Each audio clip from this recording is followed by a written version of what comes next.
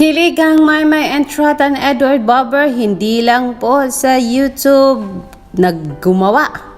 Hindi lang po sa YouTube gumawa ng ingay, pero ngayon kasi nga po ay nasa Abante. Abante News na yan. Alamin natin kung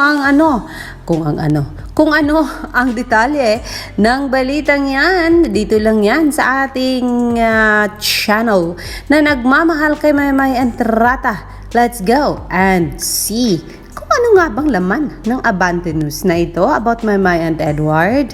Let's go! May init na balita from Abante Tonight. Ang sabi, Edward Bobber inudyukang umeksena kay Maymay and Trata. Yan ay balita ng Abante Tonight, March 12, 2024. Para sa laman ng balita, narito na po.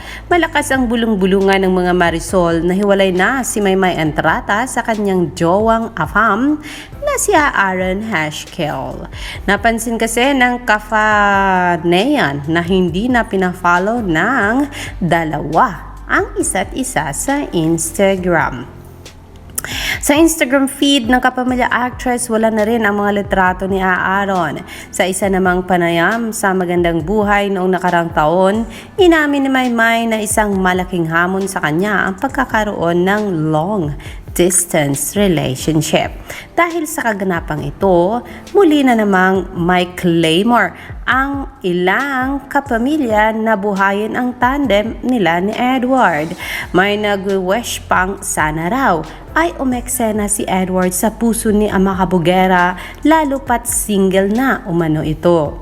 Sa isa kasing panayam daw noon kay Edward, ang sabi daw nito noong nakarang taon, ayaw muna niyang magkaroon ng girlfriend. Ayun.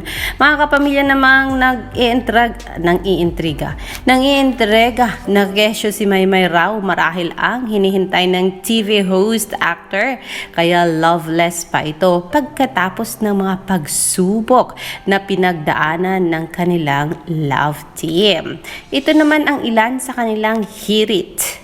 Pwede nang umeksena si Edward. Ang sabi naman ng isa, baka sila ang meant to be. Sabi ng isa pa, naghihintay lang si Edward kay Maymay. Aba, mayroon pang nagsabi dito, kaloka, wala pang kino-confirm si Maymay. Huwag pangunahan.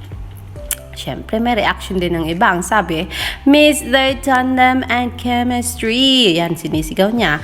Alang sabi ng isang Archie Liao, may word pa rin. Mas bagay sila. O, diba? So, yan po ang sabi nila na clip. Ayan, pinang-confide ito ng writer na ito. O, diba? So, yes mga kaibigan, alamin natin kung saan dadalhin ang dalawa sa kanilang showbiz career. Siyempre, ang sabi ng iba, kayang-kaya na ni Maymay mag-solo. Bakit kailangan pang mayroong Edward sa buhay niya? Sabi naman ng iba, ang sabi ko sa iyo, Alexander, hindi totoo yung relationship ni Maymay with Aaron Hashkel. At yun ay fake daw po. Hindi daw po totoo yun at fake daw yun. Ayaw ko daw kasing maniwala. Paano tayo hindi maniwala? Si Maymay mismo ang nagbunyag, o diba? Sabi naman ng iba, no! Ayaw namin na magkaparehas ulit si Maymay at saka si Edward. Pero mas marami ang nasyahan at ngayon ay unti-unting nagsilabasan sa kanilang mga lungga at nagparamdam na nag-aantayan. Ay, sana daw kayo, bakit kayo absent sa event last Sunday? At yun pala ay inaantay lang nila na magkaroon ng ganitong senaryo sa showbiz career ni na Maymay at Edward. Meron pa ditong isang balita. Maymay and Trata, Edward Bobber, posibleng magkabalikan. Yan po ay balita din po yan ng Abante. At yan kaya po natin yan ninanap kanina sa Abante mga kaibigan. Dahil ayaw kong may mamiss tayo.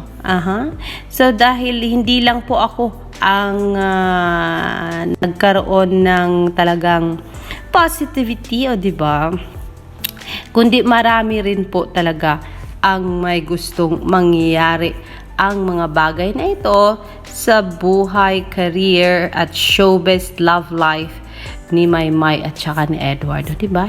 Buhay, career at showbiz love life. Anong meron?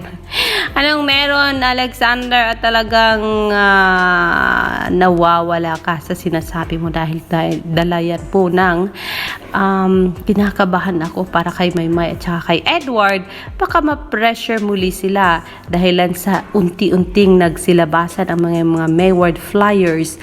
Lalo na ngayon, nagtanggal ng picture si Maymay sa kanyang Instagram at syempre, nakapukaw pa ito ng pansin sa mga ibang nagsubaybay sa kanila. Hindi lang po yung fandom, kundi pati na yung mga ibang grupo na talagang sinusundan din ang buhay ni Mary Del Maymay Entrata at saka ni Edward John Barber. So, diba?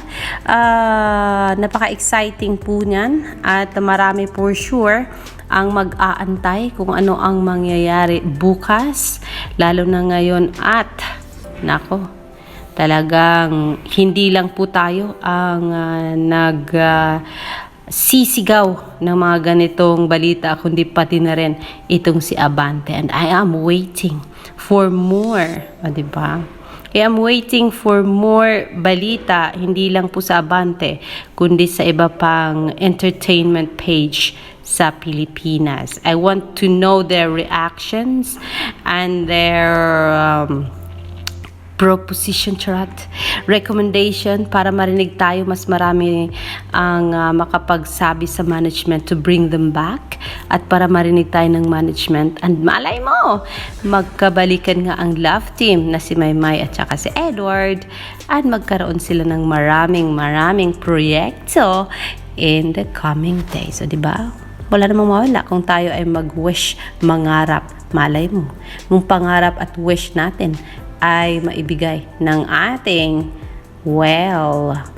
guardian angel. O diba? Walang iba yan kundi si Miss Love Kapulong, ang manager nilang dalawa at syempre ang management ng ABS-CBN. Alexander Lex the Jules, umaasang one day magising na lang tayo na mayroon na uling Mayward Love Team sa ABS-CBN. Samantala, Edmay nagulat nang magamit ang kanyang mga linya ni Abante Tonight sa kanilang isa pang pa-write up for Maymay Entrata. Ang sabi dito, hala, sabi ni Edmay, Abante, bakit sa dinami-daming mga nag-post yung post ko pa ang pinili mo. Yari na naman ako. Niyan, sabihin na naman ng mga kumag, tuwang-tuwa na naman ako. Di ba naman siya tuwang-tuwa at nag-post din si Edmay ng mga happy faces emoji. Ang sabi kasi ng isa pang headline na Abante, dated din ito ng March 12, 2024, Maymay Entrata, Edward Barber, posibleng magkabalikan. Ang sabi dito, ito kasi yung quote ni Edmay na talagang na-post ni Abante. Say ng isang ex-user or Twitter user, si Edmay yan, bakit parang pareho kayong masaya? Tapos namumula si Papa Ed or si Edward, pero si Presidente Roby, kilig yarn. Wishing na naman ng another Mayward project ang post ng isang fanay. Grabe, sobrang fan ako ng Mayward dati. Nakakamiss din. Sana magka-project sila na rom-com kasi iba talaga ang chemistry nila. Meron din lang ilang fans na nag-request na isa lang ang dalawa sa hit segment ng It's Showtime na Especially For You. Aba! Gusto ko mabasa ito mga kaibigan, kaya hanapin natin ang kabuuan ng balitang ito ng Abante Tonight para maibigay natin sa inyo yung mga detalye ng balitang ito na talagang alam ko maraming maiinis, maraming sasaya at maraming tatalon-talon marinig ang balitang ito ng Abante Tonight. Alexander Lexter Jules. I will search for that and I'll give that to you soon mga kaibigan. Magandang hapon po sa inyong lahat.